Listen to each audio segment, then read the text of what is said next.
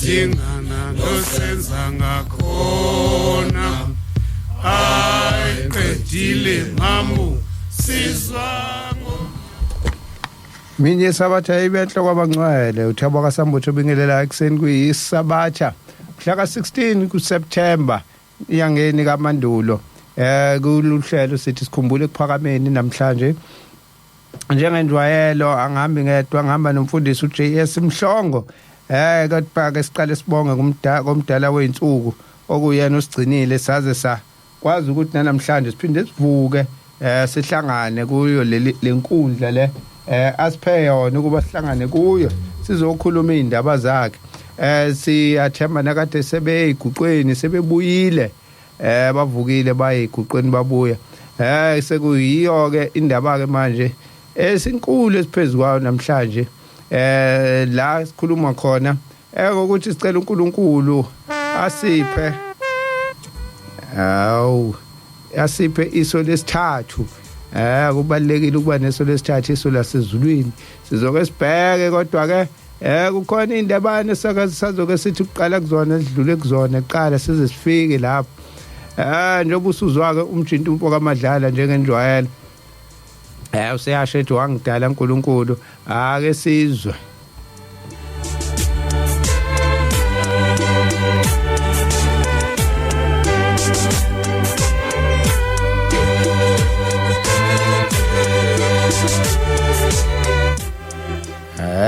mosuzwa lo mkenenezo ke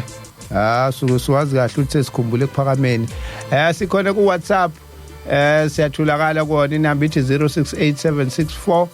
9969 0687649969 la sitholakala khona sitholakala ku Facebook page othi Nanda 88.4 FM na ku Facebook page futhi othi sikhumbula ekuphakameni siphinde sibe khona na ku YouTube othi sikhumbule ekuphakameni uzokwazi ukuthi uthole lapho ama video aluhlelo uwabuke khona uma kukhona ukuphuthile mhlawumbe noma uzumekile noma la ukhona namhlanje iNanda FM ayidonsi kahle noma ayidonsi noma sishawe load shedding kodwa ke uzokwazi ukuthi ke uyithole lapha ya ku YouTube uma isifakiwe asibingelele mfundisi Esibingelele ke kundawo zonke la kufinyelela khona iNanda FM 88.4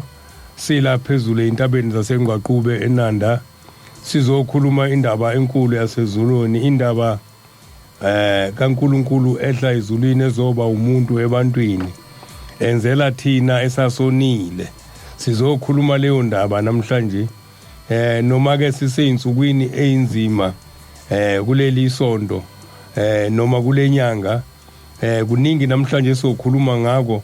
kodwa soke sigxile kakhulu endabeni yobukhosi ubukhosi noshembe bese siqhubeka ngoba inyanga le la sikhumbula khona kakhulu inkosi inyanga ezulu isikitsona leso sikhathi ke esikhuluma ngaso namhlanje kodwa mhlambe indaba yethu namhlanje izoqala ukukhalisa abase Ndlunkulu yakabuthelezi abasebukhosini bakabuthelezi nendlunkulu yonke noZulu wonke neSouth Africa yonke neqembu lakhe lezombangazwe sizakhuluma kakhulu kancane nje ngomlando wakhe ukuthi okudala sinamathele kangaka kuyena uhlobana kanjani noMnazaretha sizocaphuna kancane lapho ukuhlobana kwakhe noMnazaretha nokuhlobana kwendlunkulu noMnazaretha siyabonga sibonga kakhulu mfundisi kunjalo njengoba subekile ake ngizwe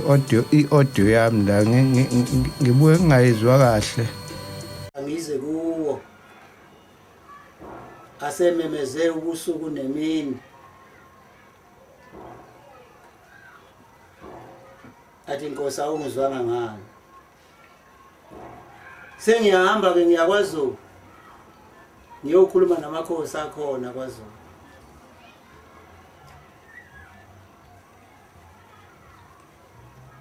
izwe lakwaZulu lintandana amakhosi akwaZulu ayaboshwa ngabezizwe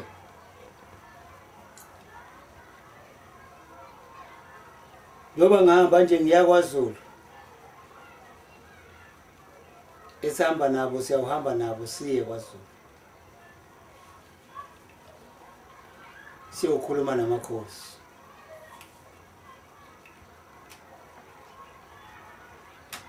bahamba kubaba mkhulu wawufika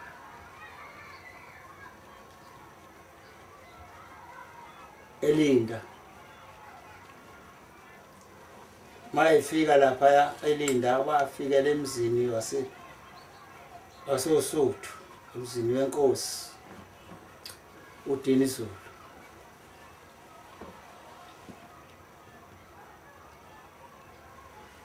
ufika lapha yana emzini wenkosi osuthu uDini Zulu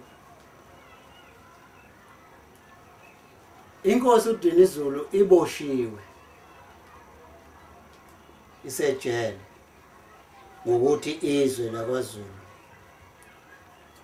abantu bakwaZulu babelwa bodwa kulwa abasosuthu nabakwaMandlakazi ufika ke lapha nobaba mkhulu inkosi uDini Zulu iboshiwe uthi ngithunywe ngamakhosi aseNdlunkulu athi angizolamla lolu lako likhona phakathi kweNdlunkulu kuba yeke ukulwa yodwa ngithunywe ngamakhosi aseNdlunkulu nanka ngihamba nawo asesangweni la lomsi wasosuthu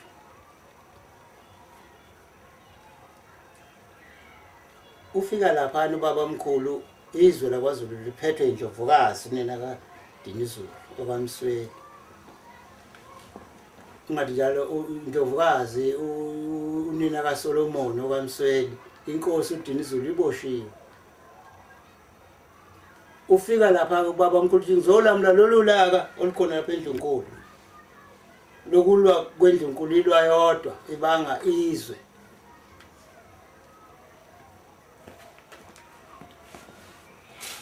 kuthiwa ngizolamla lolu laka nanka amakhosi engihamba nawo aholwa inkosi uShaka uhlabelele ihubo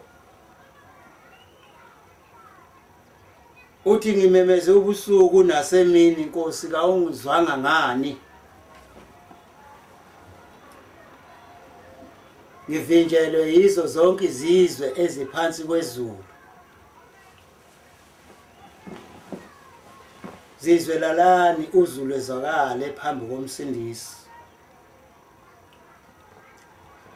uthi ke njengoba ngilapha nje ngizokhulula amakhosi ejele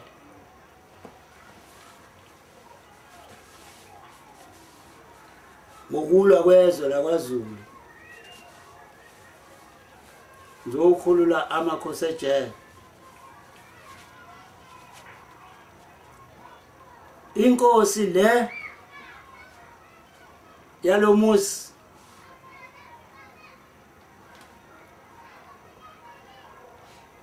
elisabuye izela emsini wayo osuthu njengoyise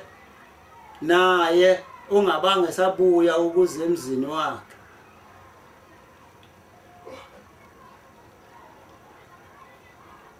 uphumuzi wenkosi ezala lenkosi eyakhele umuzi wasosuthu bayokhomba Ondini uthi ke abantu bakwaZulu banecala ngoba lo mzi wenkosi iyawufuna umuzi wayo iyashiwa kimi yazi yahambela endleleni yahamba isijele isiboshwa ngizonitshela ukuthi ke amakhosi ayayifuna imizi yabo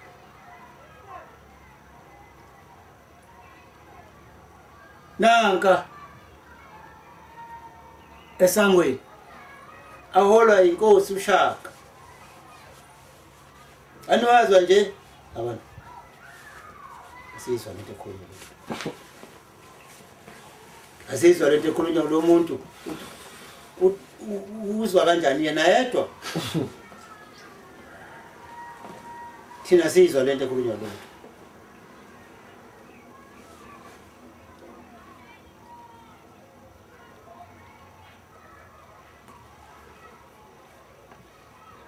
Ufika lapha kubaba mkhulu kunamadoda amabili.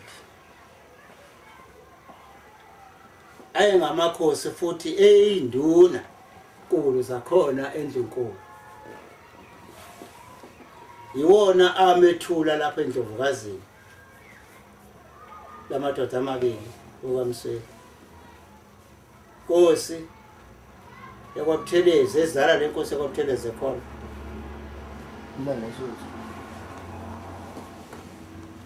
uMangosuthu uyisimathole waye ekhona ngaleso sikhathi ufike kababa mkhulu oSuthu. Inkosi yakwaZungu umqiniseni wayekhona ukufika kababa mkhulu emzini wasoSuthu. Ewatshela lamakhosi amabili ayizinduna amakhosi. Ngithunyiwe ngamakhosi.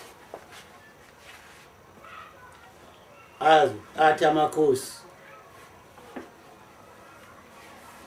vusani imizi yawo. Le nkosi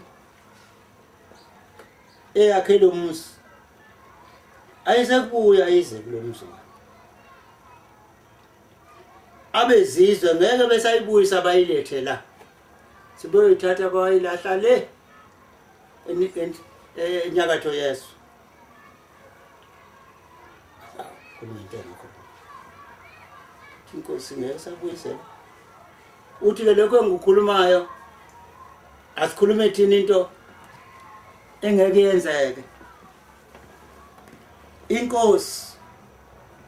ezala lenkosi eyakhele umuzi size kuwola. Ilelephi? Ilele emzini wayo. Bathi cha. Ilelephi? Bathi lele entabeni. Wenziwa yini bayilale entabeni nomzwa wenkosi? Abezizwe abafika bazoyithatha leyo nkosi bazoyifaka ejele. Sasikhona beyinikela amabhubesi. Bethi ayidliwe amabhubesi. Yithi esathi kumabhubesi angamenzi lutho lweyinkosi.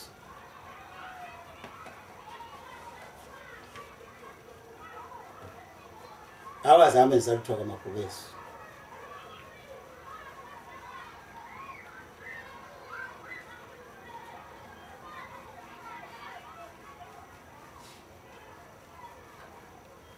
Ngiyakholwa lokho sikushoyo wathi siyakuza mfundisi baba biza mfundisi baba mkhulu. Siyakuza mfundisi kodwa wawuphi wena uthi sasikhona. Ucetshwa inikelwa ngabezizwe mabhubesi. Mabhubesi amhlonipha alala phansi. Kwasho ukuthi nsetha alala phansi inkosi. Isizwe sakwaZulu.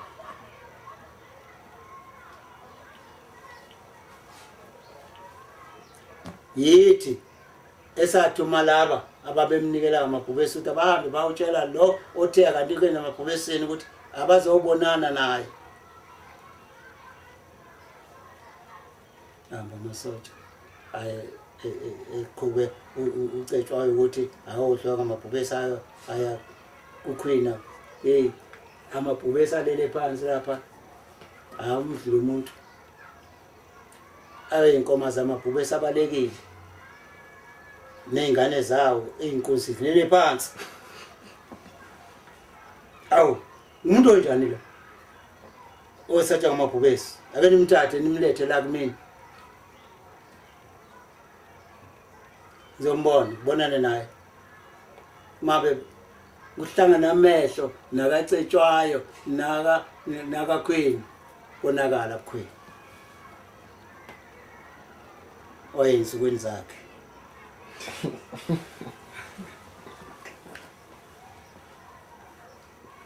wayensukwini zakhe wathi ucetshwayo hawu kanti ngizobonana nenkosi nje angizobonana nomfazi ikhona inkosi enje yomfazi utsakamate konakala bakho uthi ke ngize ngalokho ngizonitshela ukuthi hlalani nilindile lindani ubukhosi balapha eNdlunkulu nampu ezandleni zethu phethwe yithi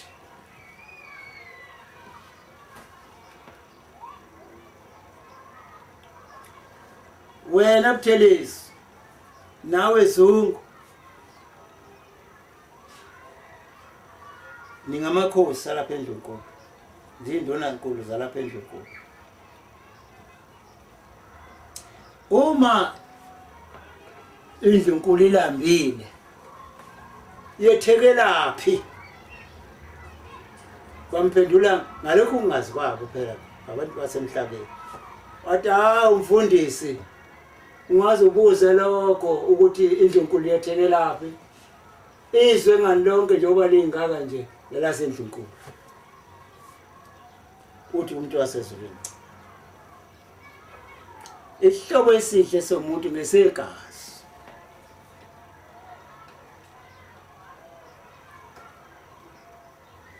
ngokwandisela ihlobo esihleke leso wena Mathole ufanele uba isihlobo salapha eNdlunkulu segazi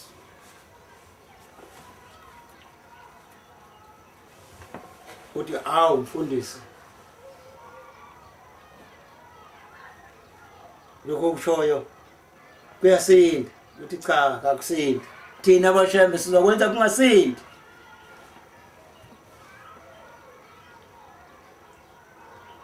bahlele esangweni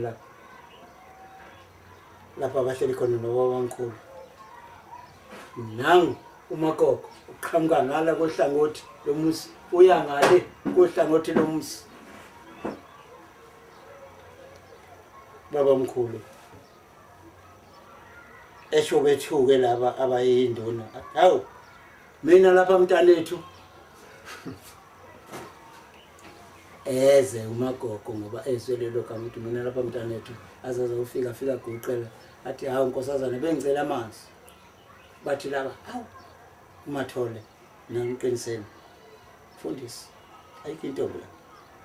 umntwana laseNdlunkulu nkosazana yalapha eNdlunkulu ayikho intombi hawu baba mkhulu xolisa ndona zenkosi ngiyaxolisa ndona zaseNdlunkulu bengicela amanzi nkosazana umagogo kene ngaphakathi esikodlweni akamazi ngomcakulo wabuye nawo wemboze ngethebe khona ithithana encane bangiyazazi yeziluwayo uyena kathi sithebe sibeke phansi thatha amanzi anike ubaba omkhulu athi baba omkhulu qala uphuze wena nkosazana phungula ukhamba la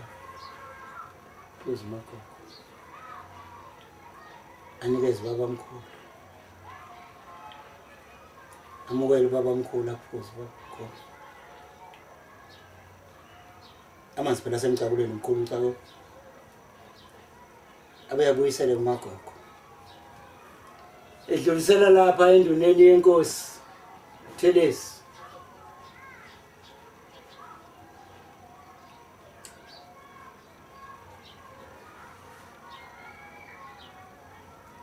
adlulisele enduneni yenkosi uButhelezi umagogo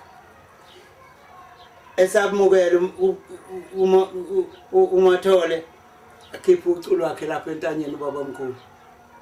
ubeyayifaka izinto lensiza yasezulwini khipha uculo wakhe lapha entanyeni alugaxa umagogo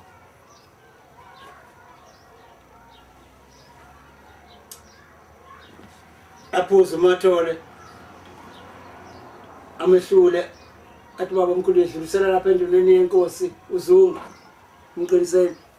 aphuze abantu emukele nomqiniseni aphuze hawu kanti mfundisi sekuyikudla yini kanti ekhaya sithunyiwe sizosebenza kwaseZulwini aphuze umqiniseni naye ehluleke nangu umntwana omkhulu waseNdlunkulu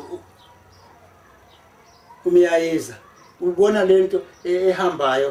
esuka kumuntu yekumuntu uza ngaphakathi esigodlweni hawu uyakhuleka engakafiki nala uthi hawu khona lapho kulolu khambo luhambayo hawu ungayithi uqoshama umyayeza athi ubaba mkhulu Zungu nikeza umntwana waseNdlunkulu asale seminya usiye wakha umuzi wakhe wakwaminya amanzi amukele umyayeza aphuza mina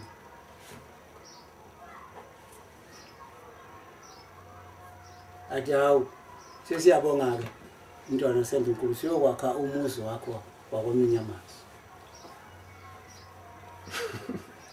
agcina ke yena amanzi yena agcinayo amukele ukhamba lolu magogo solungasenalutho ahambe nalo luyalenga lapho ucentanyeni azawufika ngaphakathi esigodlweni awu umfundisi sefike ngigaxa ngalolu ucu lapha esangweni enduneni oh sefike ugaxa ngalolu hlalula sana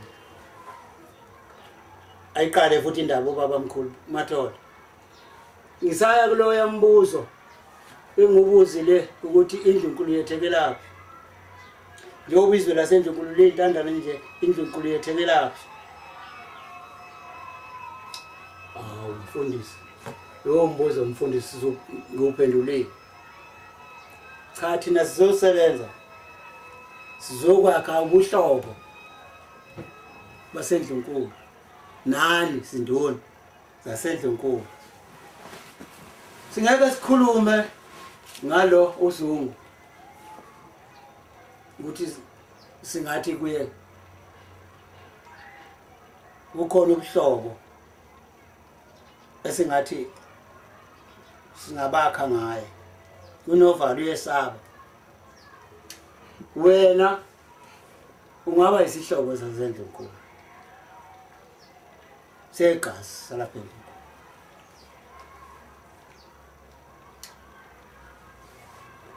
oh hlalwa so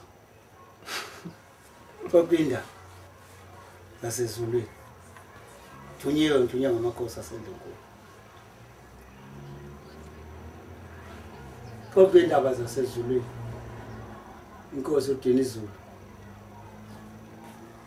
ayikho iboshiwe isejele ishiye bani inkosi lapha ekhaya ishiye uNdlovukazi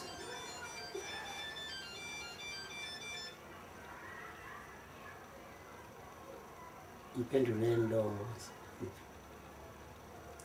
sense lokho nimakhe Michael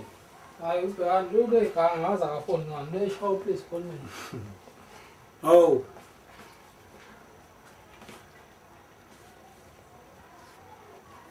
hamba isikhathi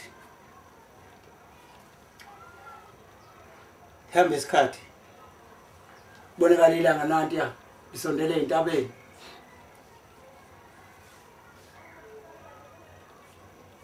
abuye umagogo ngale ngaphakathi ngoba uthi induna ezazayisuka esangweni nalo muntu ehleli naye lapha uzazasuka lolu culo lokhulo lapha entanyeni ahambisa lolu culo lo muntu umgaqile umagogo mayefika lapha eguqa ekhipha lolu culo ethi unikeza lo muntu cha ludlulisele lapha enduneni yenkosi uThelesi senze ukuthi kwaseZulwini magogo alugaxa ucu kumathole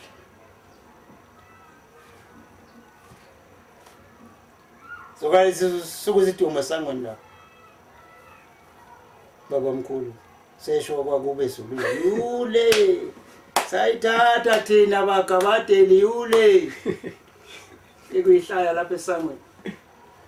hawu noma gogo naye uhleki ihlaya ngoba lento ayenza uyayazi ke phela intombi mayisina lapha intombi ziyakhiwa kodwa ke manje yena uma esetubuyisa ucukulo umuntu amkhile kuthiwa akaledlulisele enduneni yenkosi hawu Thelezi ubona kusokushaya nesikhathi sokuba sehlukane thina boshembe sesiwenzile wethu umsebenzi sesiuqedile uwe ukuthi wasekutshela ukuthi usiyoba isihlobo segazi salapha endlunkulu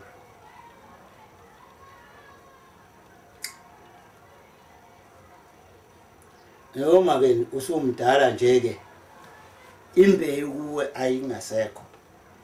imbewu kuwe ekhona ngekaNkulunkulu iyona eyozala isihlobo segazi salapha endlunkulu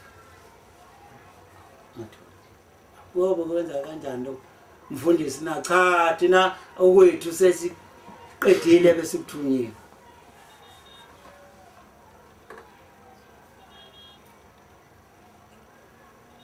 aw ses kuhlukwane sanga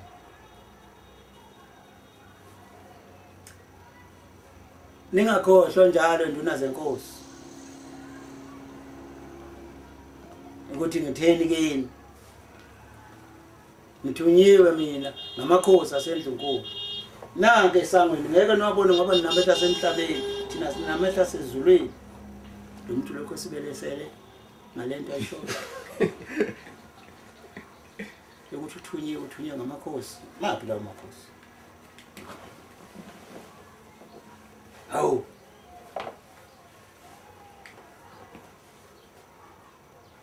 umyayeza nayezwa le ndaba hawu mfundisi wathi uthunyiwe ukuba uzokwakha isihlobo segazi sasendlunkulu ukhuluma nezinduna zasendlunkulu uchaga kanjani isihlobo segazi sasendlunkulu hayi sesiqedile ukuthi kwaseZulwini thina sesiqedile wena kuthiwa sikutshene ukuthi usiyokwakha owakho umuzi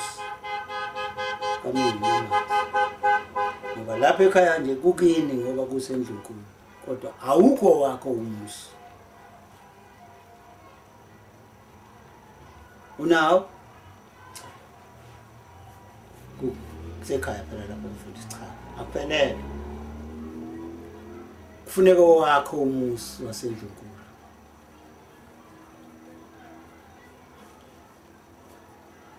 ngoba lo ngamakhosi kufuneka ke owakho umuzi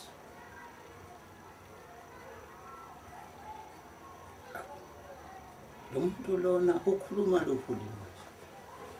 uthi angiphume la ekhaya endlunkulu utshela lama induna lezi amakhosi la sendlunkulu induna zesilo ukuthi azakho ubuhlobo begazi lasendlunkulu hayi lo khona eze ngakho cha ake ngenze icebo lokuthi ngibize umhlangano nenduna zasendlunkulu lezi esikhona la nabatwana basendlunkulu ucutshungule le ndaba yalomuntu uthini lo muntu hlukana baba mkhulu ayele lapha naye edokotela lakhe ayakhele lona ngaphandle esangweni lapha bayihambele nabo bayiyele emadlangaleni nabo ayiqoqe induna umyayisi enze umhlangano umsulele umuntu khuluma kwakhe akona kufihlile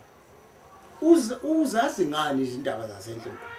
yini athuthunywa ngamakhosi asendlunkulu lawo makhosi akhuluma ngawo angasekho kona into esengayo lo muntu wesikhohlisa kona into esengayo hamba isikhathi ayithi lo mhlangano wenze ebusuku umyayisi wenze ebusuku lo mhlangano ngo-2 fike ithunywa zasezulwini ziyotshela ubaba mkhulu kunomhlangano ngalo indlunkulu abantwana basendlunkulu ney'nduna zandlunkulu ihlangane kuthiwa wena uzothatha leli lizwe lasendlunkulu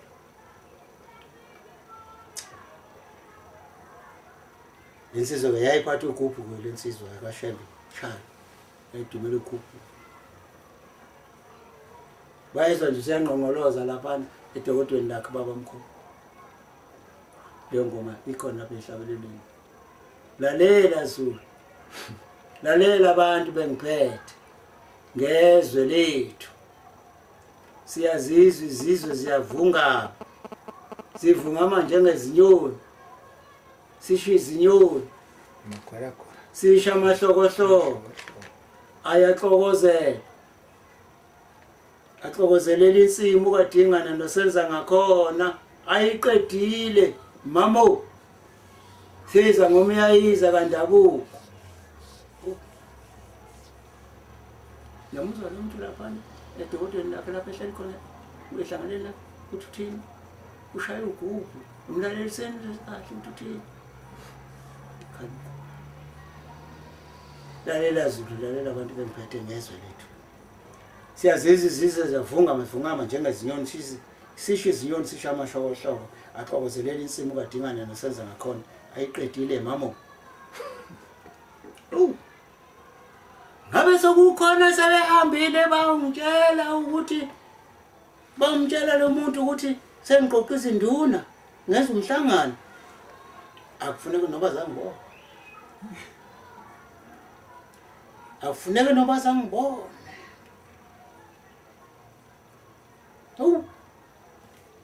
umthwalo umyayisi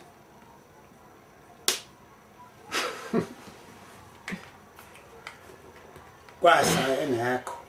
emzini wasosotho endlunkulu tanomkhulu ubula tanomkhulu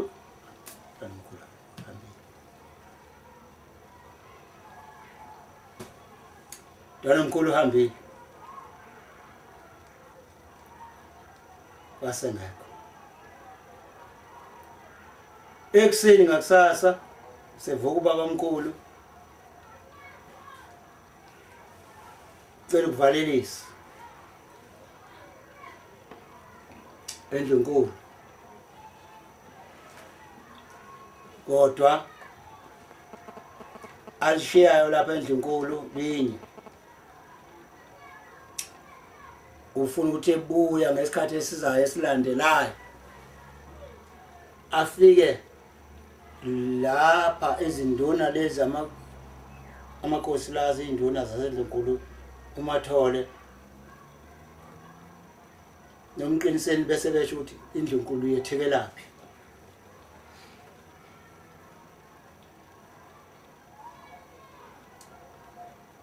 hamba baba mkhulu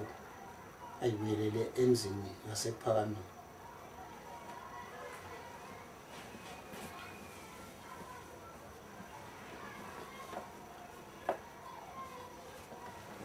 akhulu Solomon lufike uthande kumagogo lokuthanda insizwa manje le induna yasendlunkulu umathole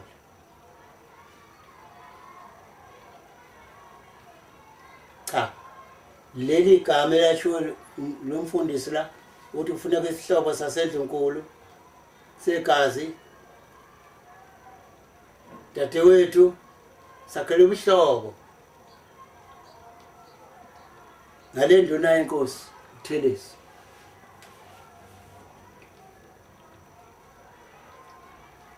Usho bani uSolomon usho kubani kudade wabo uMagogo naye akaze abesahlupha abakho ubuhlobo baseNdlunkulu njengoba kusho lo yamfundisi.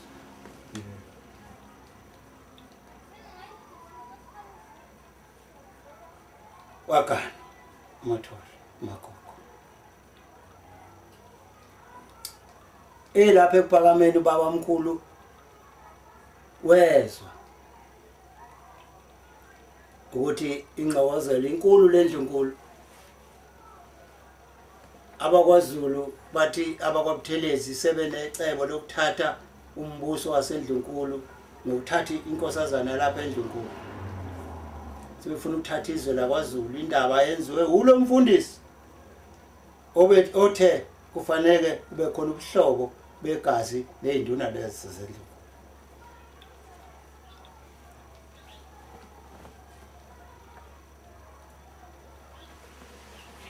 Ubaba omkhulu lapha ePhakameni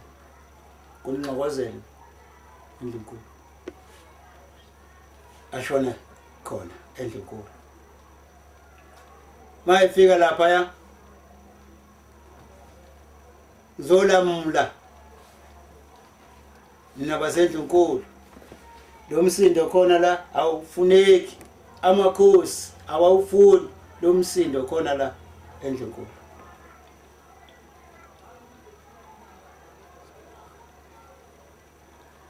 Kanti Mathole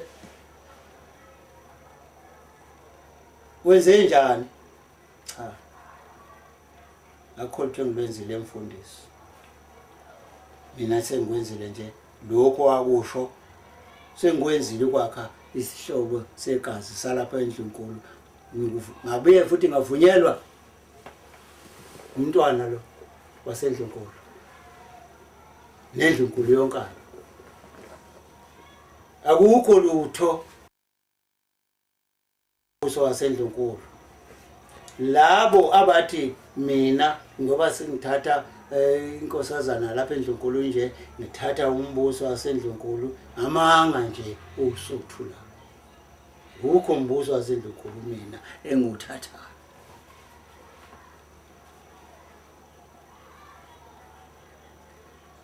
Thina ke Mathole lokhu esikwenzile kuwe sakhe igatsha lobukhosi baseNdlunkulu.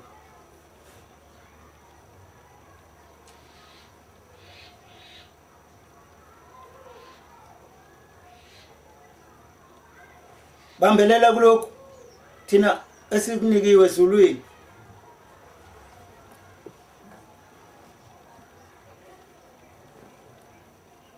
Besihlobo segazi salapha eNdlunkulu beyigatsha lobuhlobo begazi balapha eNdlunkulu. Leli gama lithi igatsha liphume kubaba omkhulu. Phume kuyise leli elithi umanga osuthu.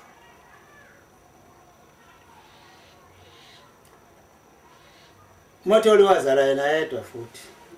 umntwana lo waphinda ngaye. Akho umunye futhi wabuya umelana kwaba uyayadonto. Yowe khona nje umntwana wakuThelesi ayisekhulile uyise uMathole. Uyise wayesekhulile kakhulu,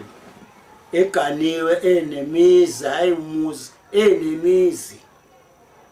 enemizi engaphezulu futhi kweyenkosi, enendawo futhi eyakhile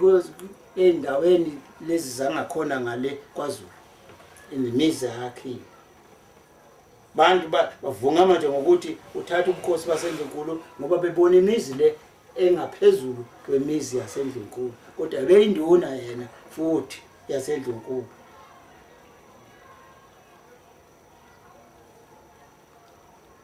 Uthi kumuntu wasezulwini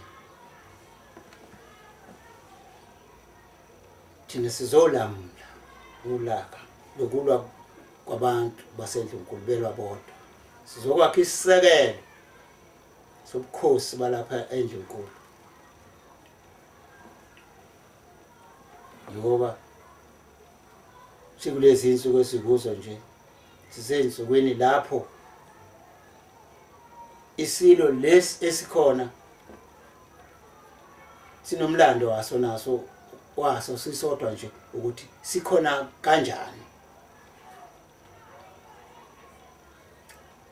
Efika lapha ubaba omkhulu emzini wasoSuthu wafika inkosi uSolomoni, umbuso uphethwe ngunina okaMsweli. Yaganwa inkosi uSolomoni, yaganwa intombi yakwaSibiya, esiphinde siganwa inkosi intombi yakwaSonkeshane, esiphinde iganwa intombi yakwaSibiya. Indodana yokuqala yenkosi uSolomoni waba ngunyanga yezisu.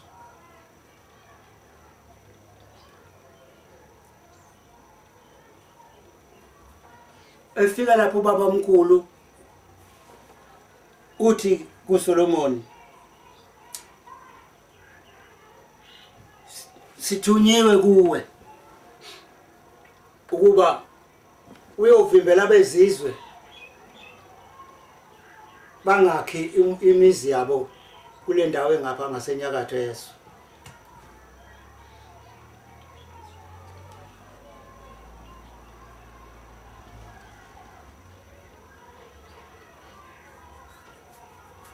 Inkosi uSolomoni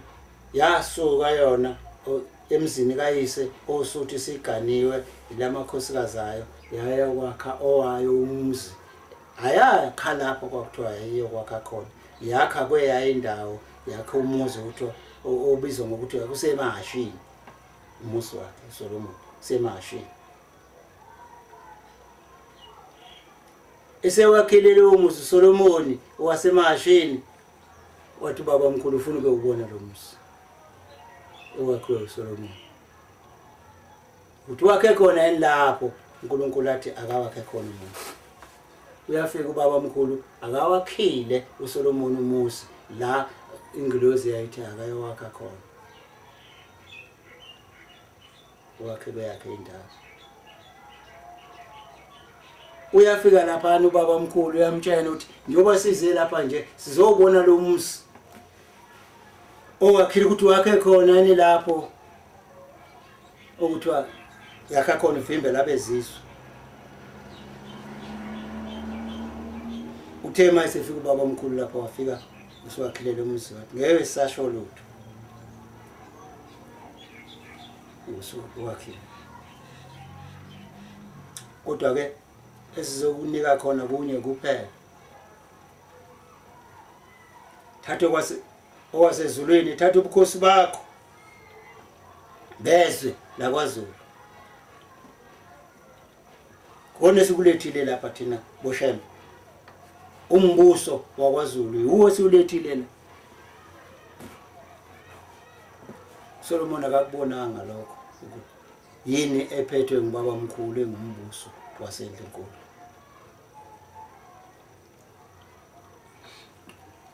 Obese ibonela nje kwakhe.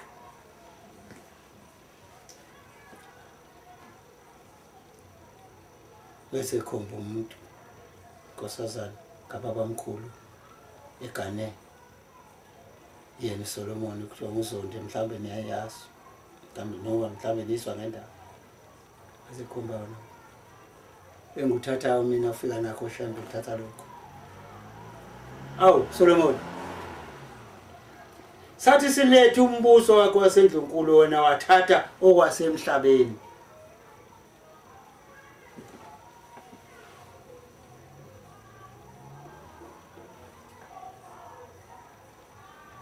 Sesiyaxola ke sesixolela ukuthi ngoba imbewu yakho ozawuba nayo izoba ningi, iyona esiyokwakha lapho ingilozi ethi yavimbela khona abezizwe bangathathi bangakhi le ndawo yakwaZulu bakhe imizi yabo khona.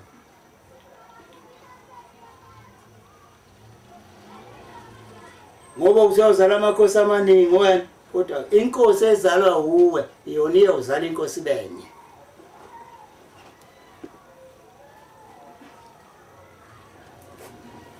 Umbuso wakwaZulu uyobuya ezandleni zaleyo nkosi eyozalwa inkosi ezalwa uwe.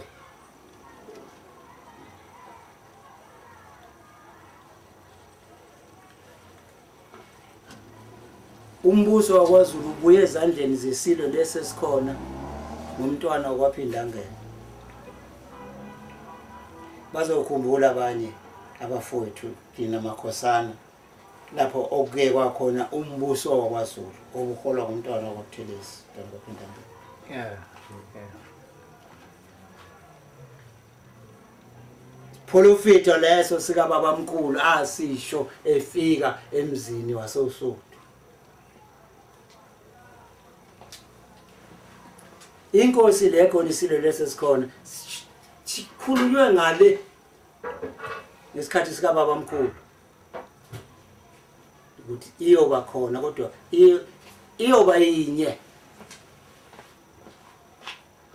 Ebunyeni bayo ukuthi siyozala amakhosi amaningi. Ingonyama lekho nizele kakhulu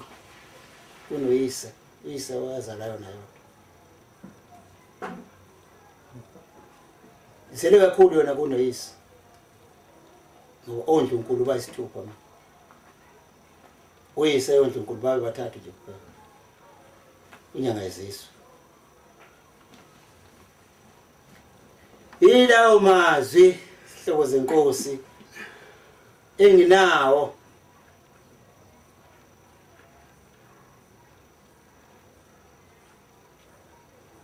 ngincwadi ke mina ke efundekayo ke emzini wasePhakameni. Ngilapha emzini wasePhakameni mina ngafika Sikhumbule ePhakameni nanda 88.4 FM. Sesiphinde sabuya sibonge lapha ya. Sibange sasho ukuthi sizodlala ubabucebe ekhulu. Sigcine sesivele nje esevele nje esengena isikhathi bese sihambile. Ubabucebe ekhulu lo besipha umlando wokuzalwa kumntwana wakaphinda ngene. Akagcinanga nje ngokusipha umlando wokuzalwa waphinda ngene kodwa usiqalele ekuqaleni ukuthi umntwana uMagogo nenduna yaseNdlunkulu uMathole bahlangana uShembe wabahlanganisa kanjani kuze kuzokwakhiwa igatsha lombuso wakwaZulu. Inkosi yesithembiso. Uthi babamkhulu igatsha lombuso wakwaZulu. Inkosi le ayithenjisiwe. Ikhona ngikhuluma ngithi isihloko namhlanje sithi Masiphiwe iso laseZulwini. Uthi babamkhulu mayikhuluma lapha ya nezinduna zaseNdlunkulu. Uthi phela nina niboni maze mbuza uthi hayibo. Wathi uhamba namakhosi abona wena wedwa indaba thina singaboni. Uthi hayi phela nina ninaliso laseZulwini. Mina ngibuka ngeso laseZulwini ingakho nina ningaboni. Masingabi impumpoti. Masibone eziningi izinto ezikhulunywa uShembe. Ngenxa yesikhathi sesihambe kakhulu manje. Sibe nokulibala. Ubabamkhulu efika njengoba kuthiwa uShembe wayithunywa emakhosini eminye imisebenzi ayizoyenza le emakhosini ezoqoqa lesizwe lesaseZulwini ngoba isizwe samaZulu sizosuka kuthi sizwe sasemazulwini ngaphandle nje ukuthi khona oZulu nobani ingakho kuthiwa singabangoni abantu baseZulwini aboni sisizwe singoni. Wafika kuShembeke sezosihlanganisa ngendlela azosihlanganisa ngayo. Maningi kamakhosi angamzwanga kunalawa amuzwa ukuthi uthini kodwa namanje siyawabona maningi ayalandela amakhosi alandela uShembe. Singazike kodwa noma asakubambile yini lokho ayikulethile uShembe ngoba ziningi izinto ayelethile uShembe emakhosini akuyizona ezayizoqondisa lesizwe lesi. Ziningi izinto ayifunge ngazo uShembe ukuthi ziyokwenzeka kulesizwe lesi ngoba kukhona ngisho ihlabelelo lapho mawufunda lapha mayithi South Africa liyophuma bengathandi ilanga lakho Africa uyasho ukuthi sekwenzeke konke kodwa izitha ngayigcina zona kuyogcina iAfrica bethanda bengathandi bayolotha iziko lakho kuyoqala la asho njalo amandiya eoneness athi uBhagavani wabonele inde khanya la wabona kunokukhanya uqhamuka eAfrica okukhulu baze bafika baze bahlangana namaNazaretha baze beza impela la ngoba manje sasinabo ukuthi bakubonile sahlala nabo 3 days ukuthi bakubonile ukukhanya okuqhamuka leAfrica so into ayikhulunywa uShemba akalikhulumi iphutha izwi lakhe alweli phansi noma sebengakhuluma abakhulumayo basho konke nehlakaniphi zisho konke ukuhlakanipha zisho ngezifilosofi kuthiwa yini ukufilosofa ukufilosofa lokho la philosophizer zisho lokhu kuvula kodwa elanshiwo uShembe mongalibambanga noma udicelele phansi usele ngoba okushiwo yena kuyenzeka namhlanje sikhuluma ngomntwana kaphinda ngene uyabeka namhlanje umndeni ubungathanda beko ngesabatha kodwa ke bekuthi bekuzona bokufanele bekwizolo mhlambe uNkulunkulu befikile kubona kodwa inkinga sisezweni elimbi abantu abagqugquzelela oku ilaba okukhulunywa ngabo bombuso o6 abathathu sisazothwala kanzima ezweni angazi ukuthi umndeni uyoyilungisa kanjani lento yokuthi isipho esikhulu kanje sesethembiso umuntu owathenjiswa ngaye ethenjiswa inkosi yesabatha wanikwa igama bese zofihlwa ngesabatha ukuthi bayothini kodwa ke mhlambe uNkulunkulu khona into afuna ukuyishumayela kubantu uNkulunkulu ngelinye ilanga uyakwenza kuphonse emgodini uzuthi wena ngaze ngalimala kanti ufuna ukukhombisa ukuthi uyakwazi ukukhipha abantu emgodini yes hayi ukukhumbula indaba kaSamora Machel Samora Machel washa neBhanoyi exoshwa inyanga yezulu cha inyanga yezulu phela inyisi yokumkhipha iyakomkhipha umuntu obengamfuni noma mbone yilo thatha emva kwakhe sikhuluma ngenyanga yezulu futhi nakuzokuyingenela uma esehambile uSamora Machel uyathumela uthi angifikile uthi ngisemlilweni ushisano obephethe ngalesikhathi uSamora Machel ememeza akamfuni noma mbone uShembe kwenzeka isimanga ngenwa isifo senhliziyo uyahamba uyohlala inyangana pheshwa kweyilwandle la yohlinzwa khona ngesikhathi eyohlinzwa kusuka ibambela lakhe alibekayo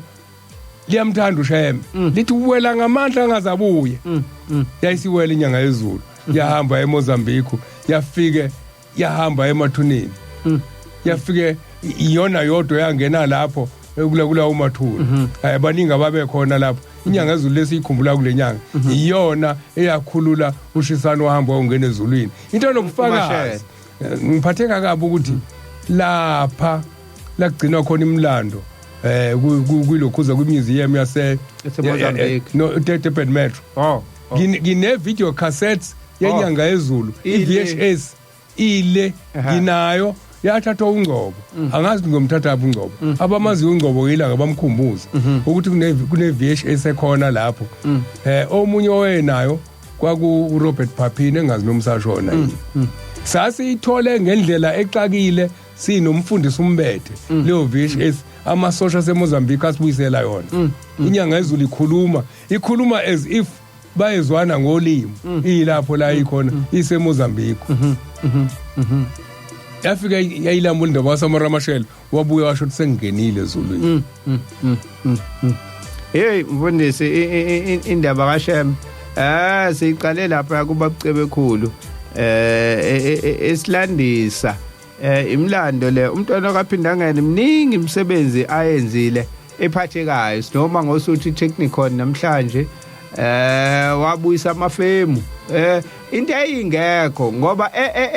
engayithandi lento ukuthi amadoda shimizi yawo ayeguli ayethekwini wathi amafemu aweze la emafama emandeni kwaba isemandeni kwaba isemnambethi khona amafemu nakhona futhi abakhona koNewcastle kwaba namafemu amadoda lokho ehambe yako indaba amafemu angezi ngala amaNazaretha kwathi thina sina indawo amaNazaretha ngifuna ngakhohlwa ukuthi uhulumeni wakaZulu lo owawubizwa ngembudane eqala wenzani wenzela amaNazaretha umubuka amadoda ayemba umgwaqo oyenhlangakazi odabula oqhamuka eBridgeini kodwa wathi efika uShenge uyena wasifakela usimende osuka phansi oyaphezulu entabeni enhlangakazi ukuze kuhambe ukukhululeka emakuyona uyena wafaka leyo lokhuza nompompi laba lapha bafakwa ngesikhathi sikahulumeni wakaZulu uShenge ngoba azi ukuthi uqhamuka la kulo mNazaretha mfundisi neko kufanele sikhulu ngingiphatheke kabi mase ngibuka lapha ko social media abanye babhizi bamgxibha umntwana wakaphinda ngene kodwa lento ngijwayele ukuyikhuluma lapha kwakakhulukazi sengineminyaka ngiyikhuluma ku asilungiseni sengiyayikhuluma nala ukuthi saqhathwa sisizwe isitha esimhlophe esasichatha uma sisabona namanje sigxibhana sodwa siyajabula kanti sizesikhathini manje ukuthi njoba khamba umntwana akaphinda ngene sonke silile kani isitha sizophatheka kabi uthi hawu la bantu sebeyazwana futhi ngangithi ngiqedile ngabo mina abazwani kunye okungijabulisayo ukuthi umuntu ubusiswa ngokukhula kuthiwa uyobusiswa umhlonipho ihlononyoko insuku zakho zokuphila emhlabeni ziyokwana laba abamgxibhayo bangakhuluma konke kodwa insuku zabo izoba khona yini ukhona yini othola ngisho no80 isibusiso sukwanda kwensuku zokuphila emhlabeni ilunga leParliament elidala kunawonke ukuna bobo ngisho nokukhula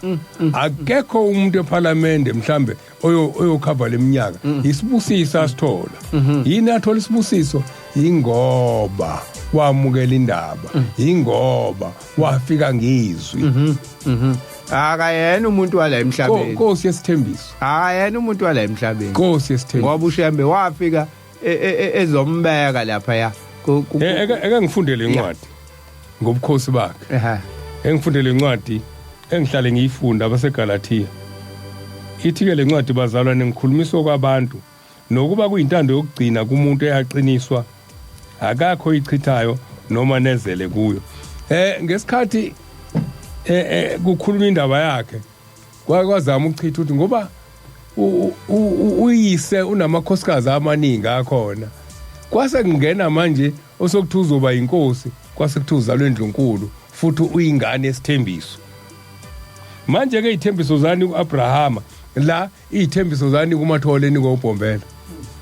wamnika ithembiso manje ke ithembiso zani kuAbrahama nenzalo yakhe akasho ukuthi enzalweni kungathi ngeziningi kepha kungathi ngeyodwa nasenzalweni yakho enguKristu uma mhlawumbe uzonaka uzothola uJosepha lo wengaqhamuki nasendlunkulu lo wagana uMaria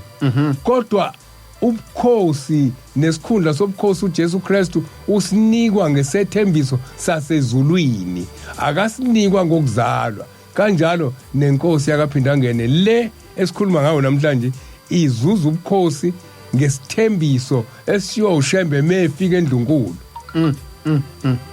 kepha ngisho lokhu ukuthi isivumelwano ezaqiniswa nguNkulunkulu ngaphambili umthetho wavela emva kweminyaka engamakhulu 430 awusesulu usichithe umthetho wabiwa kwefa ukuthi inkosana lesithembiso sasezulwini esenziwe uNkulunkulu esenziwe ingilosi zasezulwini asichithwa umthetho wabantu obhalwe emaphepheni ngokwamaphepha wayengeyona inkosana kodwa ngwesithembiso sasezulwini wayinkosana wathatha ubukhosi ngoba uyingane esithembiso ngokuba uma ifa likhona ngokomthetho alikho ngesithembiso kepha uNkulunkulu umnikile lona uAbraham ngesithembiso noMathole umnika ifa ngesithembiso sokuthi wena uzozala inkosana kaZulu namakhosikazi emaningi kodwa ngenxa yesithembiso wazala inkosana ephathizwe yahamba emhlabeni isisho lona ithi senguqedile u70 isho njalo ngeyilanga uthi senguqedile u70 ithi uma ufunda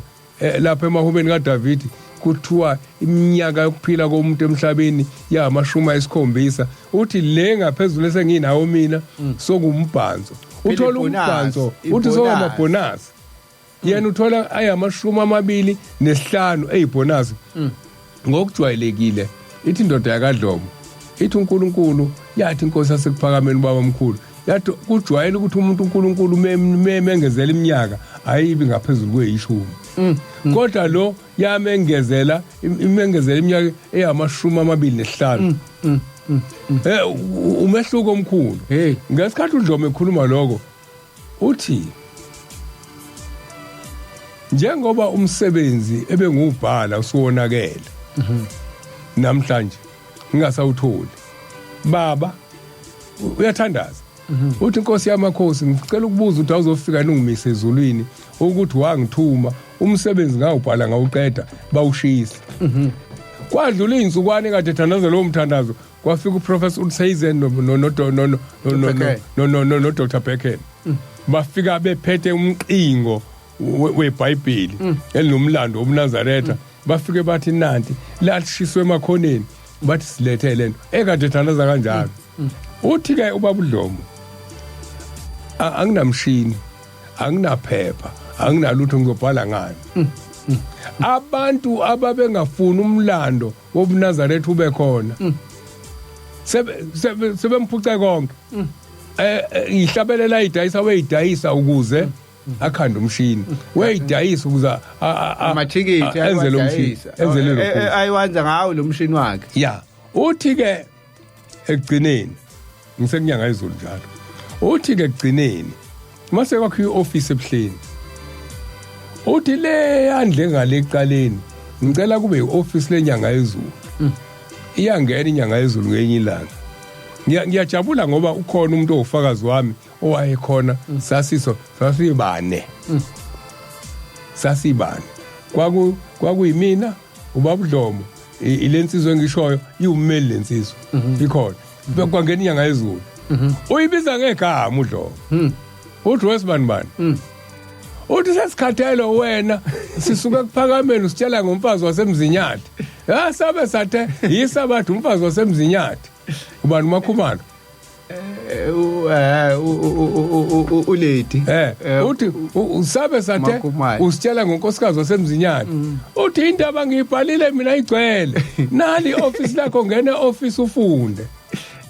ngempela inyanga yezulu yaqala lapho yangene office yafunda yashintsha intshumayelo iyondleka manje sasikhona ngalelo langa sasikhona emtshela ethi sikhathele thina manje isabatha njalo unkosikazi wasemzinyathi nasi indaba eziningi wakho la nasi indaba eziningi ezenziwa ubaba mkhulu wasibalesela unkosikazi wasemzinyathi yashintsha inyanga yezulu yaqala ke manje yabona mhlawumbe ifike ngolesini ihlale office oyifihle la yikho akho umuntu nozoyotha iyafunda ivalile office ifunda indaba zikaShembe ukuze ishumayele ngazo nazi amaNazaretha wayithengi manje useyibhalile umnyanda uDlomo ke indaba lezi ubaba uDlomo ayinikeza inyanga yezulu isikhona abafuni ukuyifunda angithi ke okungiphatha kabi ukuthi lezi ezibhaliwe ovolume 1 ayiphelele ayiphelele khona ungakabi khona indaba eyingekho ezilapha koHexam okuyizona esiyifunayo njengamanje izona le indaba esiyifunayo mesehle lapha wafunda lento yashintsha intshumayelo uthi ke ubaba uDlomo uthi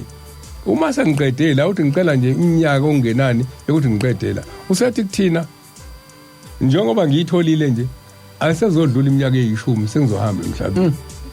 ngempela idlula ngeminyaka e10 wathi meqeda nje ukubhala le indaba eyibuyisela ko Professor uSazen wesiyahamba emhlabeni usuka hamba ngalo uthi la ngifika Edington ulele khona uthi lapho kuleli bench ohleli kulona uthi kade kuhlela inkosi ilanga uthi kade izongitshela ukuthi siyangithatha uthi lungashawule sine tshela udolokhuza Professor uSazen noSithando kungashawule sine bengafikile la abantu ababa nenhlanhla ukumthola kwabo umfundisi uNdlovu umfundisi uNdlovu oba umphathi lomzeni ongomphathi eMlazi ngimbize ke igama uThami uyena waba nenhlanhla benoprofessor nimbuze uyena waba nenhlanhla benoprofessor uSeyizela nangu kade esehambeni la esesebuhleni kade ehamba eclean nomfundisi Gumede ngenzela ukuthi basheshe bambone umfundisi uNdlovu ke ube nenhlanhla bafike bangena esitolo bafike bathenga uvaselina bathenga amapijama okulala uthi bafike bamthatha ngalelo langa uthi bamkhiphela kwi-bathroom bafike bamgeza bamgcoba ngamafutha ngalolu suku ngakusasa wahambe emhlabeni esegoma pejama amasha esegcotshwa uthi kodwa kumina la uhleli khona kade kukhona inkosi ngithi mina bophuphuta bengaphuphi uthi nasezulwini leli babakhulu ade khuluma uthi ifike yathi kumina sengizokulanda ngoba basakuthandi ingakho kubuNazaretha abunje umuntu obhala izinto eziningi kanje akuyena ubabudlomo kuphela ngikhumbula umshumayeli uzuma lo wasayimani safika washo njalo sifika kuyena wathi baba mkhulu uthi angiphume phakathi kwamaNazaretha ngoba awasamfuni yena mina ngiphili ngikhuluma indaba zakhe wathi abantu bazokubulala basangifuni ngoba wena lokhu ukhuluma ngami manje inkosi langa nje izolanda ubabudlomo ngisho umshumayeli uzuma wathi wazwasho ukuthi hayi kwanina abafana nginithembi angisawathemba amaNazaretha ngoba ungitshelile ubaba mkhulu wathi awasamfuni nomkhulu Makhathini umkhulu Makhathini kuze kube namhlanje khona izinto abayikhuluma ubona ukuthi amanga ogcine kuthiwa kufanele wenze ukuthi nokuthi obusathe yini lo mlando singawazi umkhulu sasihlala naye sixoxele uMakhathini asixoxele yonke into kodwa namhlanje kuthiwa walula isandla wasibeka kubaba mkhulu akekho umuntu oxoxa leyona amaNazaretha ngoba naka ayingamthandi umkhulu agcine esho njalo izingane zakhe ehambile zocela intethelelo ngalokho into ongenalo iqiniso hayi ngoba kufika yena kusha abantu nalapha ngakithi mkhuba abantu laba abahlolayo nalapha kithi kade ngumatshela ngithi ningadayisa omkhulu bathi kuyanikelwa imali esweni kunikelwa imali yokuthi abantu bakamhlongo khona umuntu kaMhlongo washa ushembe ngithi mina mekhona wakamhlongo washa ushembe akukhona la kosiya kungabi kanyuso la kithi ushembe wehle ubaba mkhulu wehle phezulu kwentaba inhlangazi wazongena kwethe kubalekile wangena wafuka khomba inkomo ayesengelwa yona esengwe leyo nkomo kwaze kwafika inkosi ilanga yasengwa obaba bakhuphula ubisi anti bakhuphula ubisi bekhuphuleni inkosi ilanga ubisi kithi ekhaya yaqede lapha inkosi ilanga yabeka impahla zayo akekho ke kithi umuntu wakwasha ushembe umkhokho wami unguqa kodwa bese kuthiwa wamshaya noMakhathini kusho njalo ngithe mina ikhokheni leyo mali niyifaka nini ecaleni ngeke ngiyinikele leyo mali ngoba nakho umuntu ohlolayo ukukhuluma nabantu abahlolayo yabo indaba okhamba labantu yokhamba labantu ifike ibe ingozi lapha nihambe niyinika amacala angekho kuthiwa necala enzani ukuthi ngoba nakho befuna inyama msangano nenwane zabo leza ezibonayo ifuna igazi phela zidla igazi le ndaba ke ekade ixoxwa la ukukhulunywa nangenduna kaZungu angazi ukuthi indlovukazi ofika nini naye uMapholi omunye ofakazi balethwa kaZungu ngcono ukubulalela yazi sifuna yilanga kuba naye la afakazele ukuthi induna le yakaZungu umqiniseni ukhokho wakhe ozala ugogo ukhokho wakhe lo ofika nini Ndlovukazi azoyifakaza ngoba leya kaButhelezi izona induna ezazikhona naye futhi waganwa khona eNdlunkulu uMazungu lo uzalwa khona eNdlunkulu bebehlala lapha eKuphakameni bebehlala endlini okuthiwa isemakhosini kulendle yakhiwa nje labo bonke ogogo uMazungu laba bebehlala lapha la emva kwendlu yenyanga ezulu le entsha bokuse emakhosini lapho bokuhlala unkosazana noMaqakala bamazi abantu abakhulile kuphakameni angazi ukuthi uyini no nengonyama Solomon nomzalwa yona ubehlala khona no antinomsa Shange bebehlala lapho kuleyo ndlu ngoba abasebukhosini bebezalwa amakhosazana aseNdlunkulu bebehlala lapho. Hey mfundisi isikhathi manje half past 5 sekusele imzuzu nje ibe eyamashumi amathathu ukuthi siphume ukhumbule emlaleli ungasithinta lapha ku 0687649969 0687649969 ungabhala lapha umqhafazo noma uthumele i-voice note sizokwazi ukuthi siyidlale khona la emoyeni sidlulise okuyikona okushoyo siphinde futhi sitholakala ku Facebook page Inanda 88.4 FM ungashiya nakhona umyalezo ungashiya futhi umyalezo kusikhumbule kuphakameni Facebook page ila uzokwazi khona ukuthi sixhumane nawe emlaleli lapho ukhona uThabo kaSambothi lo umfundisi uJS Mhlongo siphezulu eNanda entabeni zaseNgqaqube lahleli khona sithi sikhumbule kuphakameni sikhumbule umntwana wakaphinda ngene umntwana watholakala ngezwi likaShembe sikhumbule inkosi inyanga yezulu sesikhumbuzweni sayo kuqondene nje umntwana wakaphinda ngene wahamba ngesikhathi futhi sikhumbula naye inkosi inyanga yezulu ku September uhambe ngenyanga yokuqala na inyanga yezulu yahamba ngenyanga yokuqala inyanga yezulu kwaqondana ngokubilike usuku lokuzalwa nosuku lokuhamba manje nangala kumntwana okaphinda ngene kuqondane nomkhosi weintombi nakunyanga yezulu khona nomkhosi weintombi kwave yazi washo bengasakunaki usikunake no uphelezelwa zintombi nala uphelezelwa zintombi wazi ngifuna ukudlulisa ukubonga kuBhuthami undaba ezitha abantwana bonke laba abazalwa eNdlunkulu uBhuthami ulapha emasosheni kune message ayithumelile encane la ichaza khona ukuthi ugogo wabo ngowabazalwa eNdlunkulu uMagogo wayesekhonjiwe kambatha insizwe kodwa kwathi uyisemeza ethi hayibo khona intasho indoda la umfundisi wena hamba uye lapha uyongitholela wayiyeka phansi kambatha wahamba ikhona le message uyazwa uyahanda umlando manje ethunyelwe uBhuthami sibonga kakhulu uBhuthami usebenzile kakhulu namhlanje ukuthi asithumelele umlando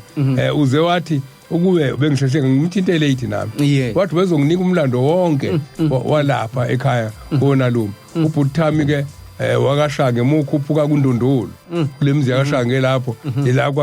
kwaganele omunye wabantwana baseNdlunkulu khona hayi no ulela umntwana kaphinda ngene kodwa usebenzile umsebenzi wakhe wasebenza waqeda ikona kupho kunye besingathi sisakufuna kuyena ngoba iyayikhulumela imisebenzi akuyona nokuthi ithine kubasikho ngisho singathula thina uma ngosuthi technical baloku bemile nathi masikhuphuka siyenhlangakazi lo mgwaqo uyoloku khona ngoba ngikhumbula usuku lokugcina 1970 uJanuary kaba 76 noma 76 January 76 ila kwabonakala khona umzimo imoto iLand Rover yayehla inkosi ilanga eyayibanjwe ngezandla udaka ibanjwe ngezandla futhi angikhola ukuthi yayisiduma kusho yayi neutral yayicontrolwa abantu yayehla inkosi ihleli phakathi bayithwala baze bayifikise ezantsi wasikhumbula uhulumeni wakaZulu oholo umntwana waphinda ngene wasifakela abazi abantu ukuthi lo wakhonkolo ufakela kangaka nje kuze imoto ihambe izifike phezulu kwakwenze njani angasekhona unyaka kuyimu ngiyakhumbula kwathi la kuma 90s ngiyakhumbula kwakusekhona umfundisi uNgcobo ngalezo ikhathi lapha enhlangakazi mfundisi ake sibheke la ko Facebook na ko WhatsApp ake ngiqale la kusikhumbule kuphakameni ngibona ukuthi sinobani bathini sinobani la Nanda 88.4 FM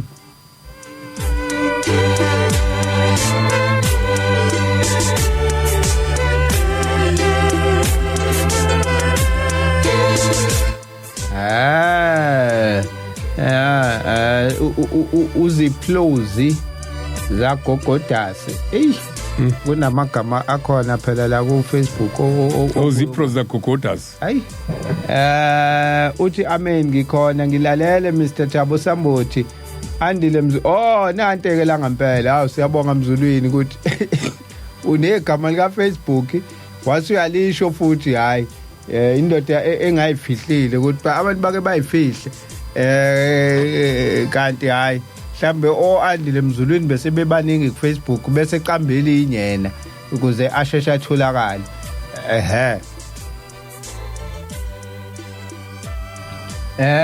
siphinde futhi nangu umzondi kaMyiha ngubakhe insizwe seKapa le mangikhumbula kahle amene studio bantwaneni basezulwini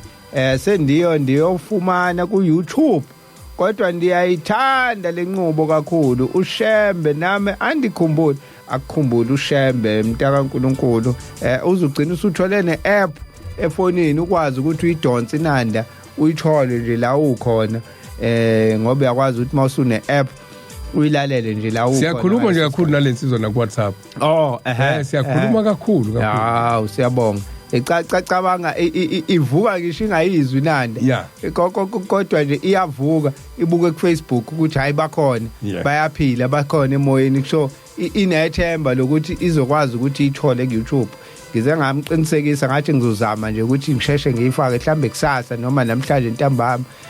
masingazange sihlushwe indaba ye-shading leyo shona ilanga impela sengiyifakile impilo nhle kaboko eqolomba ukuthula estudio nginilalela ngisematikweni nanda siyabonga ulwazi lezi mfundiso zikaMqalwendlela inkosi yasekuphakemeni ibusisa amaNazaretha amen amaNazaretha abusiseke ngempela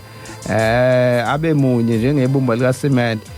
bheki zenzo ukuthula abantwana benkosi yasekuphakameni baba mfundisi baba Sambothi nethimba lonke ngibonga ulwazi nomlando webandla lonke ubheki zenzo Mngoma ebhamshela kwahlathi ikhulu danki Mngoma siyabonga Melusi kaJoseph aphile Mnguni ngiyabingelela estudio baba Sambothi nobaba uMhlongo umntwana uShenga uyena umuntu obewusopolitiki ebebulwela ubukhosi yokufihlwa kwakhe ngesabatsha ayengiphathanga kahle sonke kodwa umndeni uzamile kwasho ukuthi ke phela ke ube isisebenzi sikahulumeni umntwana mayisethi ubasi naye eseveza okwakhe ngiyacabanga nomndeni uke wahlala nje kwanemeeting impela uhulumeni ongathanda ukukhona ngiyacabanga impela kuke kwahlala kwanemeeting wabo wathi hayi nakho kwasekuthiwa state funeral makuyi state funeral ikhamba kanje wagcina wahlele ngenzathu kodwa kuNkulunkulu konke lokhu uyakwazi into masengaphezulu kwamandla ayikho into engenziwa bebengeke nawo bebengeke besenza lutho ngoba uyaziwa inkosi yakabuthelezi umntwana wakaPhindangene ukuthi ubesisebenzi sikahulumeni Thokozani Freedom Simanga uthi amen nami indlebe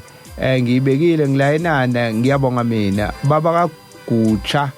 wangempela Mhlongo amen sisonke ohlelweni sindiswa Rose Mhlongo uthi amen mina yesabatha mayibenhle kwabangcwele amen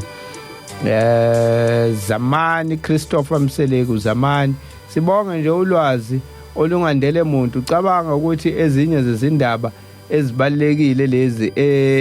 enibikayo zamani etafuleni nanda siyabonga zamani etafuleni London Queen uthi amen kusuku lwami lokuzalwa uzalwa namhlanje usuku oluhle Phakamani Siphandla Zuma ngibeka indlebe besingakangeni uthi uyoyibeka indlebe kusho ukuthi uthumele lo mlayezo singakangeni ake sibonela nango usiyabonga Xolani Sangweni uthini uSangweni la uthi amen bantwana benkosi sithi akalala aphumule umntwana okaphinda angene kunjalo umntwana okaphinda angene awukhulile umuntu omdala isibusiso usibona lapho ukuthi unesibusiso umuntu okhula kangaka akuyeke manje ku WhatsApp ku WhatsApp uthulani Mkhungo lo uthi mina esabatha mayeke benhle kubo bonke abangcwele inkosi nibusise nonke lapho e-studio siyabonga mfundisi Mhlongo noBabthabo ngomlando womntwana wakaphinda ngene amen Mkhungo kubonga thina sibonga nongabona ukuthi sivukile isela leli ubuthongo nana alinibambanga sisibonga lokho nje ukuthi sikwazile ukuthi sivuke ke ngibone nala ku WhatsApp sesiqedile akusekho lutho akusekho ku WhatsApp sisheshe sayiqeda imiyalezo sesogada eminye nje engenayo bese siqhubeka nayo othi ngibone la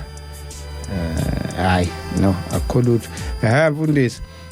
siqhubeke nayo indaba sithe sendabeni yokuqala konyaka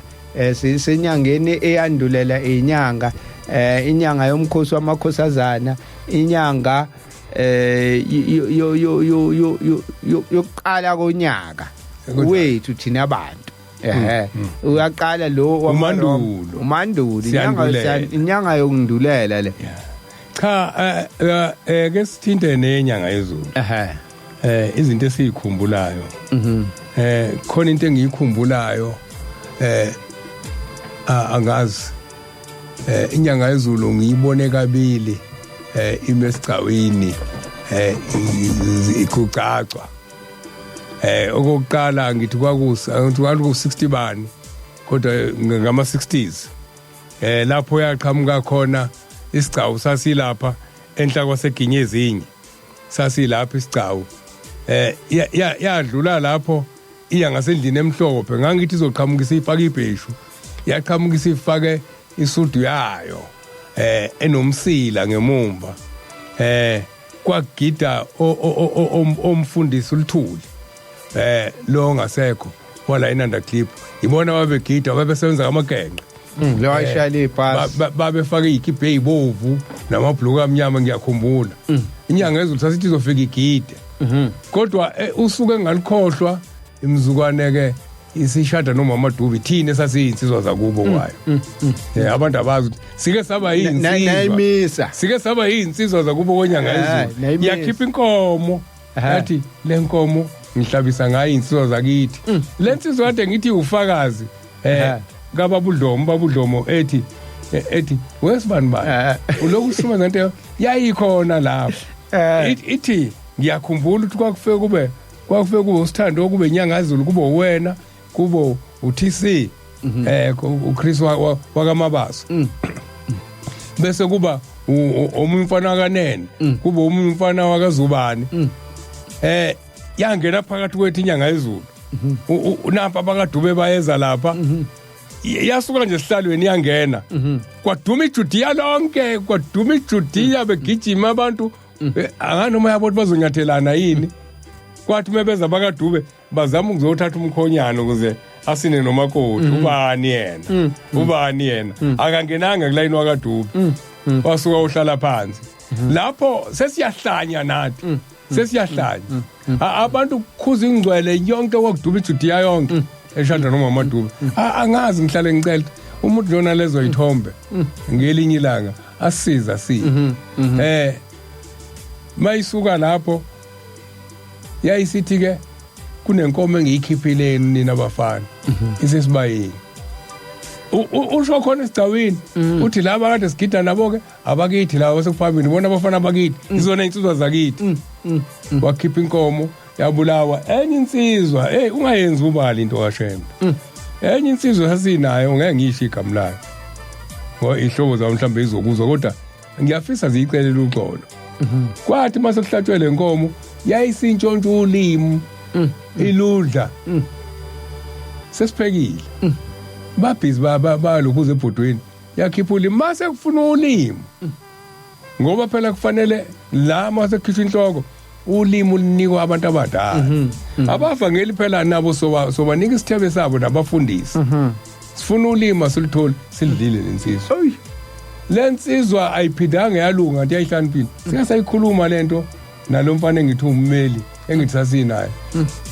ukuthi lensizwa ayiphindanga yalunga emveni kokwenza leyo nto kwangumshado wenyanga yezulu la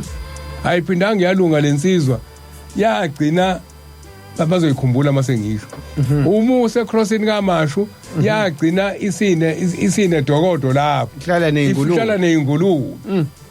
yashona kabuhlungu kwabale ngathi kwabale kutsotsi wayongena lapha kulela xhaphozi lamanzi amaphoyisa mase edubula kwadubuleka yona ashona lesizwe bazokhumbula impela abanye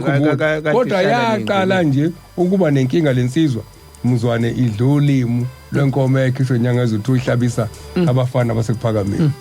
ngoba kwakhona uthi izihlale nezingulube yazathi isixaka ukuthi lo muntu uyithatha phi ingulube inyanga khona weseyidayisa ngikhuluma ngumfana okhulelela ekhaya kodwa ugcine sehlala nezingulube iNazaretha indaba yendodana yolahleko siyibone ngamehlo okuthi indodana yolahleka isidla nezingulube lo mfana kwenzeka indaba yendodana yolahleko khona elinye icala futhi esezwa ukuthi uyanukeka kulona abakuba ngazi noma ikhona ihlobo zakhe nami ngiyacabanga abamaziyo ke bemnikelela umuntu uyanikelela nami ngelinye ilanga ngiyengumnikelela ngoba leya nsizwa ayiphilile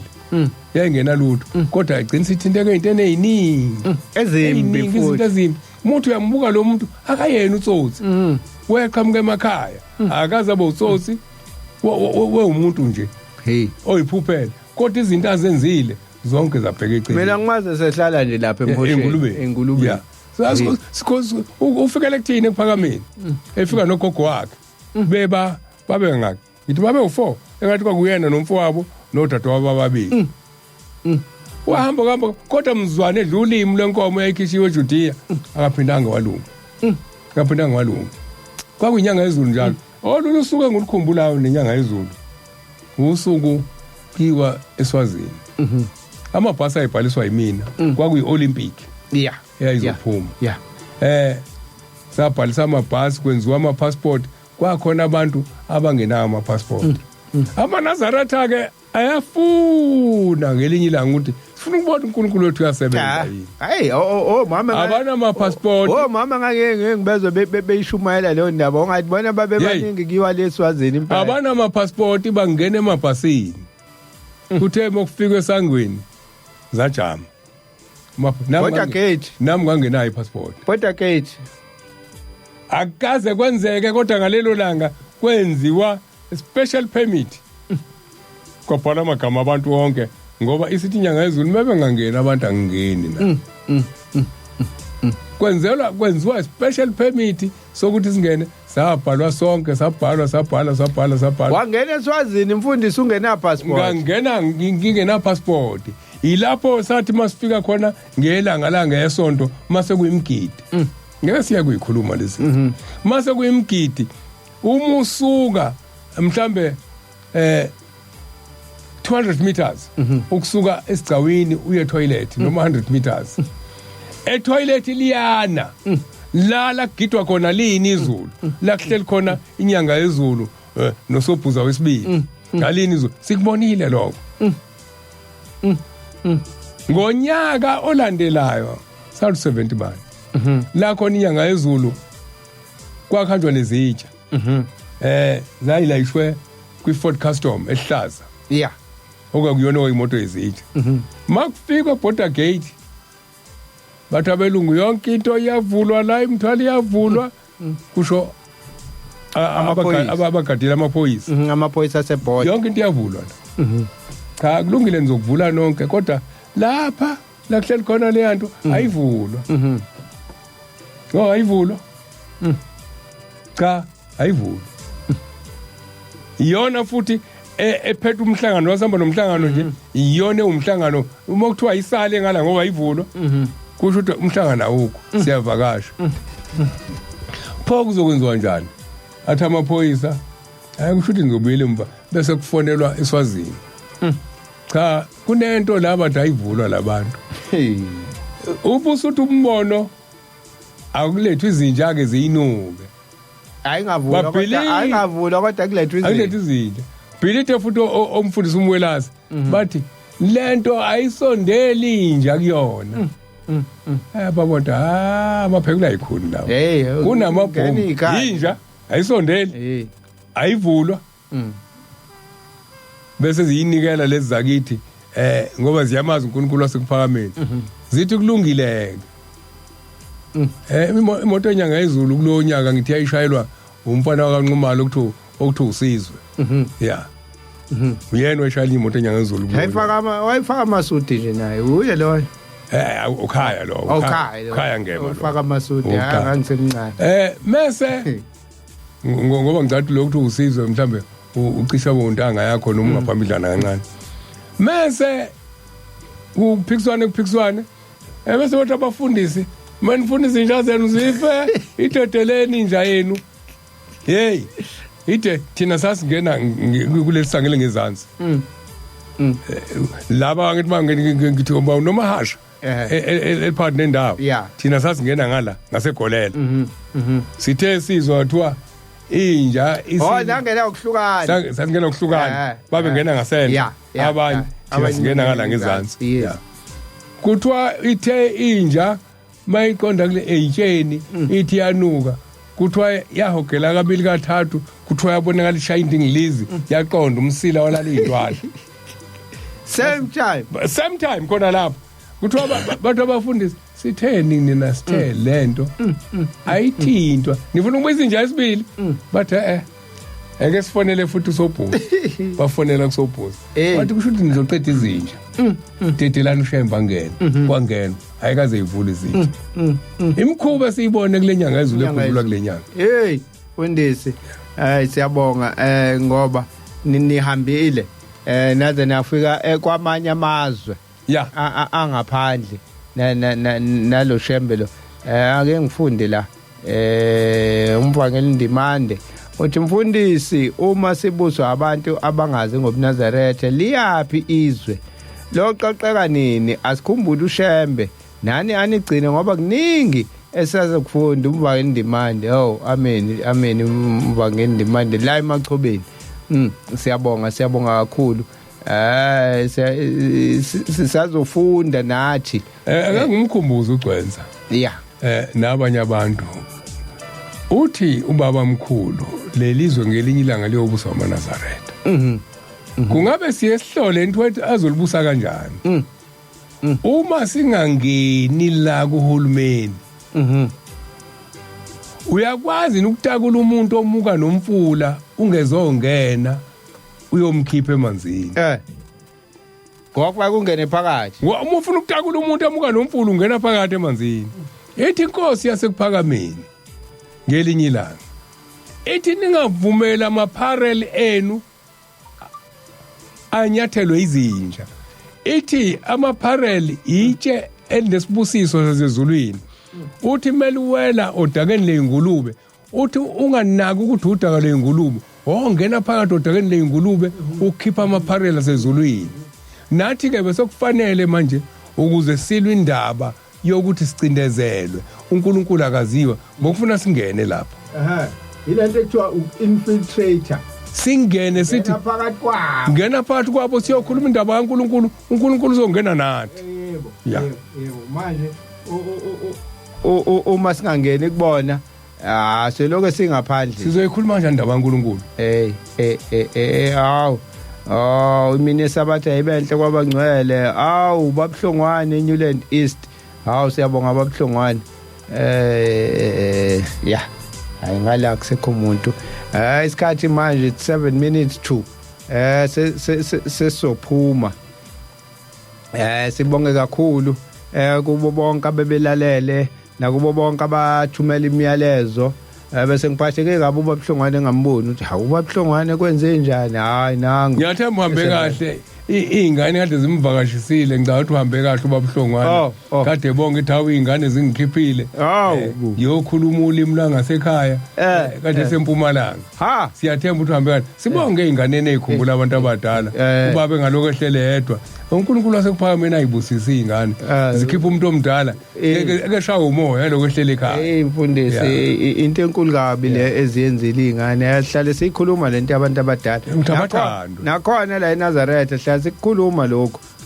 ukuthi babhekwa abantu abadala ngoba uma bengabhekiwe ibona phela abanesibusiso sesiyahamba semhlanganweni sodwa siyafika sisabanake bagcine bengasayi emhlanganweni athi umuntu omdala ngizowakhelela uba amanzi mangimhlanganweni ngoba bangikheleli namanzi angisenawo amandla sibabheka abantu abadala ukuze zonke izinto zihambe kahle ngoba ibona abayisibusiso noNkulunkulu angasikhumbula nje ngisho sosonile asikhumbulele bona nezingane angithi ngisabakhokhela umkhokheli akayikhelela amanzi emhlanganweni manje sesivele umkhokheli bese ekhathele siqale sihlangane siyibanda njengoba ngasawuhamba umhlangano nje sofuna sibeke omusha sofuna sigcobe omunye sifuna izikhundla uzohamba kanjani ningamlekeleli ngoba phela lapha emhlanganweni anisambhekile umkhokheli uzohamba kanjani uShumayela anisambhekile emhlanganweni Shumayela umfundisi akabhekiwe emhlanganweni inkinga le ngibona la isikhathi manje sithi 5-2 sibonga neCanon SA uyena besididiyelela lana sesathi sesinobuxhakaxhaka la sicishe sangamuzwa ubabucebe ekhulu kodwa wafika uCanon wafika wathinta kwakanye samuzwa sonke ubabucebe ekhulu ngayo uCanon SA mdidiyeli wohlelo kubeke hayi cha sengiyabuka nje la sengibuka nesikhathi ukuthi hayi engathi kuyangakhona ukuthi umuntu avalelishe isikhathi ke manje sithi 4 minutes to 6 o'clock uNkulunkulu wasekuphakameni mayivumile nangesabatha ezayo siyobe sisekhona siyobe cishe ngesabatha ezayo hayi angingasho ngoba ngazi ukuthi kuzokwenzekalani kodwa engikwazi ukuthi sisekhona esikhumbuzweni senkosi inyanga yezulu ngendaba umntwana khona incwadi engiyikhumbulayo engazi ukuthi uNkulunkulu uthini ngiyafisa ukuthi uNkulunkulu ayilungisa indaba yakhe ukuthi abekwe ngesabatha ngoba lo muntu wafika ngokomoya le ncwadi ilapha kuGalatia 3 uyiqala ku3 ngizoyiqeda ku5 ithi niwulekile kangakanani niqalile kumoya seniyagcina enyameni na lo muntu ufikiswe ngomoya umoya wasezulwini ngoba umuntu wesethembiso kodwa namhlanje sesikhuluma into yenyama ngoba indaba kahulumeni into yenyama akanazulu sesilalela imithetho yakhe sihloniphe yena nahlupheka kangaka ngeze na uma kambe kungeze ngakho ke yena oninikayo umoya noveze imisebenzi yamandla phakathi kwenu ukwenza ngemisebenzi yemithetho noma ngezi lokukholwa na lo onika umntwana yonke leminyaka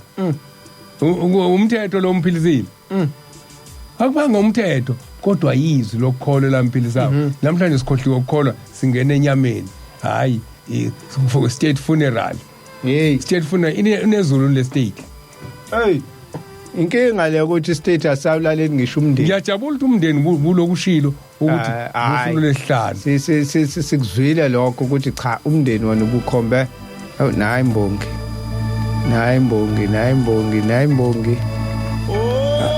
asale sesivalelisa imbongi sifikile inkosi yomsa inibusise nihambe kahle nonke niyesabatheni njengoba kumkhosi wamakhosazane abaye emhlanganweni bahambe nenkosi yasekuphakameni nathi uNkulunkulu sicela sigcine kuze kushaya isonto elizayo sikwazi ukuthi siqhubeke nomsebenzi kaNkulunkulu siyabonga siyabonga mfundisi sifisela bonke isabathe lihle uNkulunkulu asigcine njalo asiphephise kuzo zonke ingozi nakuyo yonke imoya emibi kuze kube yilo ngempela isabathe ezayo nakhona namhlanje nezibusiso zesabatha zize zehlele phezulu kwethu sibonga kakhulu inkosi yomusa inibusise amen